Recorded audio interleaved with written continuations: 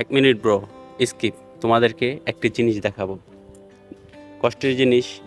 একটু ধৈর্য নিয়ে দেখো, মাত্র কয়েক মিনিট। এটা হচ্ছে আমাদের বাড়ি, এটা হচ্ছে আমার গার্লফ্রেন্ডের বাড়ি। মাঝখানে দূরত্ব মাত্র 1 হাত, 7 তলার উপরে। কিন্তু যখন রাত হতো তখন সে এখান দিয়ে আসতো, এখানে বসে বসে দুজন কথা হতো। কিন্তু এবার দেশে চলে যাওয়ার পর তার বিয়ে হয়ে গেছে। আমি খুবই হ্যাপি, আমার মনে কোনো দুঃখ নেই। এখন উদাস মনে আকাশ দেখি। এখন তার উপলক্ষে আমি একটি ছোট্ট একটা কবিতা বলবো। সত্যি বলছি তোমাকে আর ভালোবাসি না, তোমার জন্য মিছিমিছি রাত্র জাগি না। এখন তোমার জন্যে আমার কোনো সময় নেই, এখন আমি ভালোবাসি শুধু আমাকে। গুড বাই, ভালো থেকো, স্বামীর সংসার করো ভালো করে।